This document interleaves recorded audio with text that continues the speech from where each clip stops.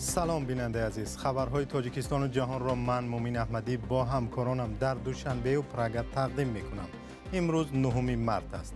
فشرده گزارش‌های امروز. دلایل‌های امنیتی یا چیزی دیگر در تاجیکستان به شما در دکان‌های مصالح ساختمانی میخ نمی‌فروشند. بعضی وقت می‌فرستند بیار سمریز یا اینکه میخ بعد شناسنامه می‌فرستند فروشنده. پس از 2 روز اعتراض ساکنان در گرجستان، طرح قانونی بحث برانگیز را از پارلمان بازپس گرفتند و از بررسیش دست کشیدند. سابقه‌دار جنگ شوروی در افغانستان 28 سال باز در وگان زندگی می‌کند. محتاج کمک مقامات و خیرخواهان شده است. 25 کیلو آرد بوگینی مونده. با امروز میگم که خیر همه خیلی دادم، میگه شکرانه کنیم بخیر نمیرن.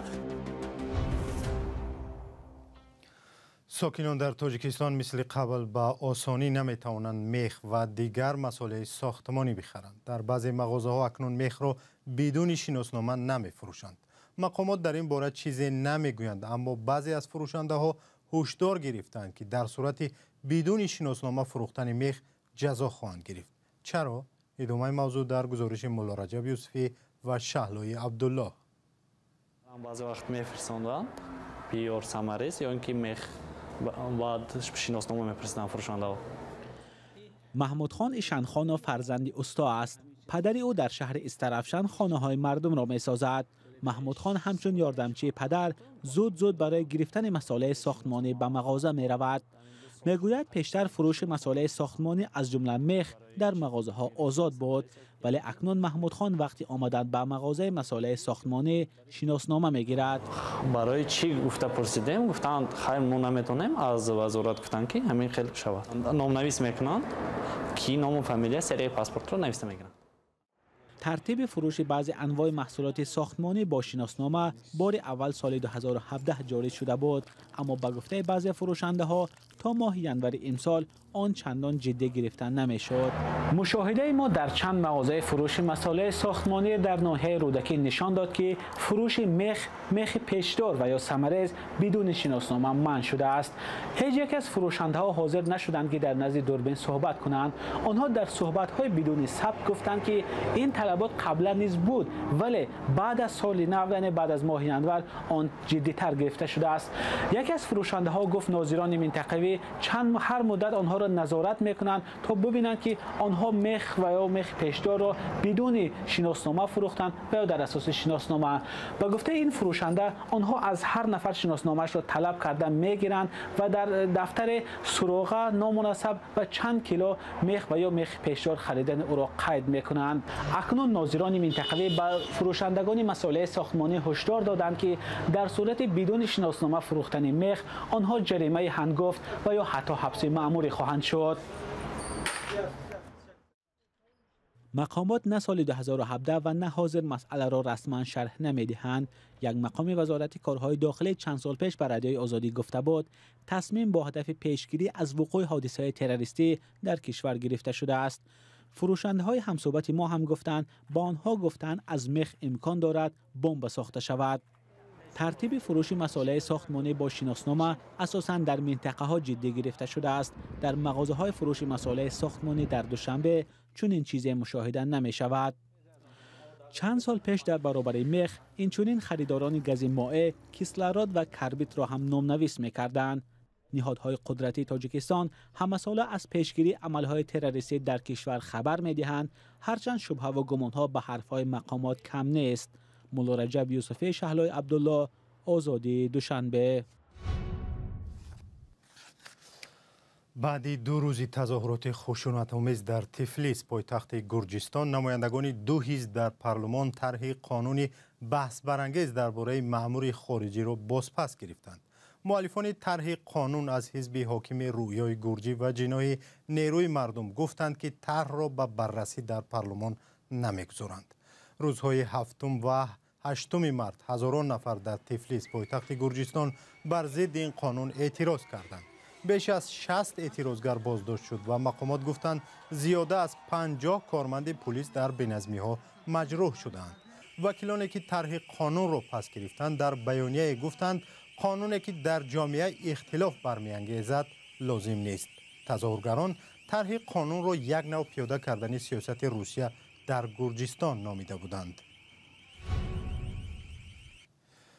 و موضوع دیگر، خانه آزادی، یک سازمان معتبر حامی حقوق، روز 9 مارس با نشر گزارشی نو با نام آزادی ها در جهان تاجیکستان را از جمله کشورهای ناآزاد نام برد. سازمان مذکور با نظرداشت وضع سیاسی رعایت حقوق انسان به کشورهای جهان چنین بها می‌دهد. همکارم خیرامان بقازاده با یکی از مؤلفان گزارش کاترین گرات صحبت کرد و اول از او سبب‌های ناآزاد نامدن تاجیکستان را پرسید. در سراسر آسیای مرکزی و از جمله در تاجیکستان آزادی‌های سیاسی جداً آسیب دیدند. در گزارش سال 2023 ما که تاجیکستان را در قطار کشورهای ناآزاد جای کرده است، سال 2022 این یکی از کشورهای سرکوبگر باقی مانده است. در رده‌بندی آزادی‌ها این کشور از 100 خال همانگ 7 خال گرفته است. این نشاندادها با سبب محدودیت‌های جاری کرده حکومت نسبت سازمان‌های مدنی، حامیان حقوق و ژورنالیستان پایین رفتند. در این سال حالتهای جاری کردن محدودیت به کار سازمانهای بشری، بازداشت‌های خودسرانه ژورنالیستان و هم حامیان حقوق مشاهده شد. حمله‌ها به سازمانهای غیر دولتی و فعالان جداً مایه نگرانی میباشند و این تلاش دیگری حکومت برای خفه کردن آزادی بیان و تجمع‌های آزاد در این کشور است. سوال دیگر از تحلیلگر خانه آزادی این بود که تا کجا جنگ روسیه می تواند به وضع حقوق انسان در تاجیکستان هم تأثیر گذارد؟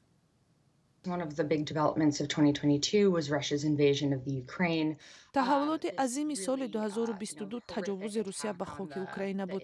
این حمله مدهش به استقلالیت و تمامیت ارضی اوکراین باعث خیلی پایین رفتن نشاندادهای آزادی ها در اوکراین هم شد، ولی رمزی است که تاثیر این عملهای روسیه نه تنها به اروپای شرقی بلکه به سرحدهای جنوبی در آسیای مرکزی هم رسید.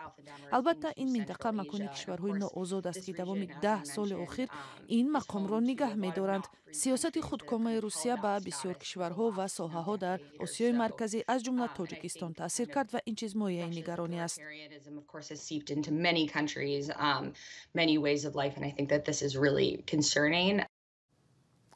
کاترین گرات تحلیلگر سازمان بین المللی خانه آزادی در واشنگتن بود که درباره وضع حقوق بشر در تاجیکستان و آسیای مرکزی صحبت کرد.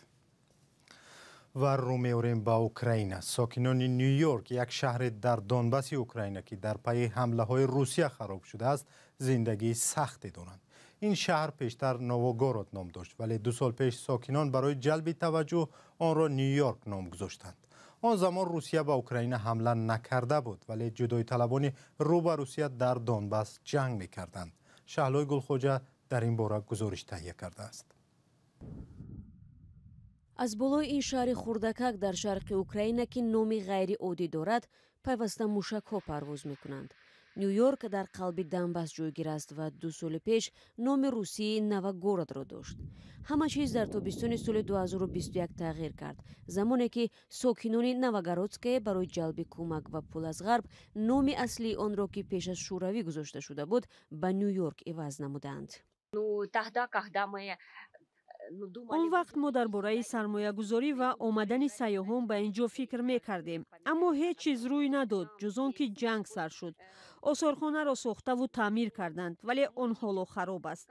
سیاحان هیچگاه نآمدند. نیویورک به ما کاملا چیزی نداده است.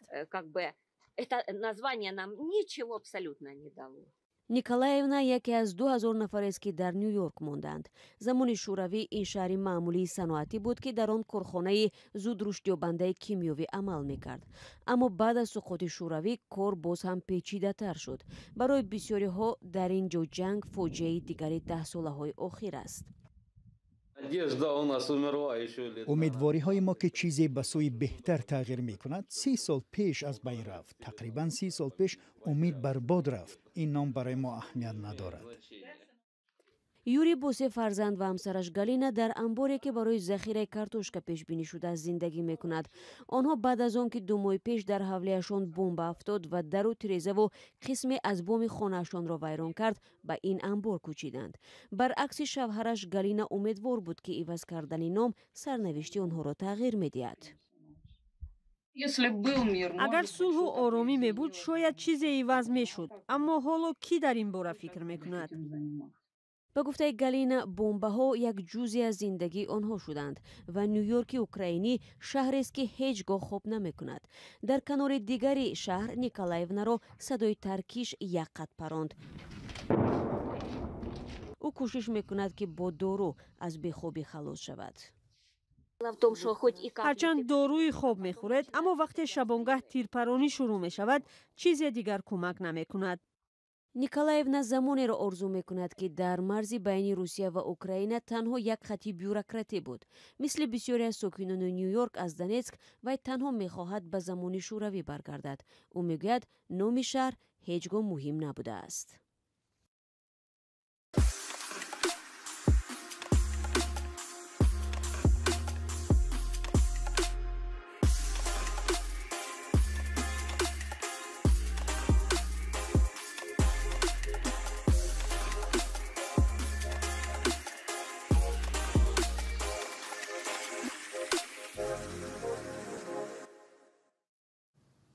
یک سابقه‌دار جنگ شوروی در افغانستان با خانواده‌اش در شرایط سخت زندگی می‌کند و می‌گوید اگر کمک افراد خیرخواه نمی‌شد از سردی نابود می‌شدند. واگنی که 3 اتاق خورد دارد 28 سال باز مکان زیست قوت زویروف و همسر و فرزندانش است.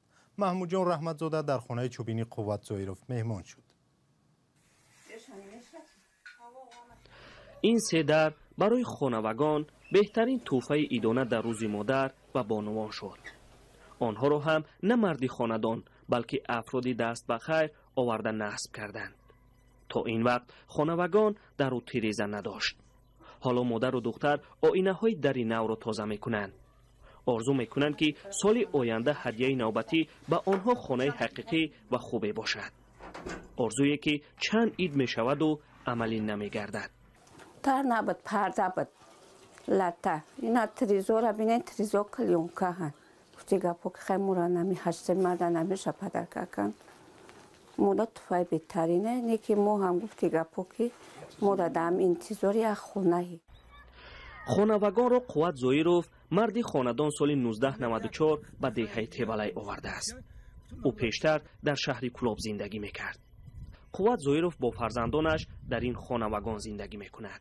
اول ما در شهر بودیم، در اداره بودیم، همونجا چی میکنه شرایط وضعی بود. سه در خونه خیلی کوچک گاگرنده 3 کلین سوز نمیگرفت.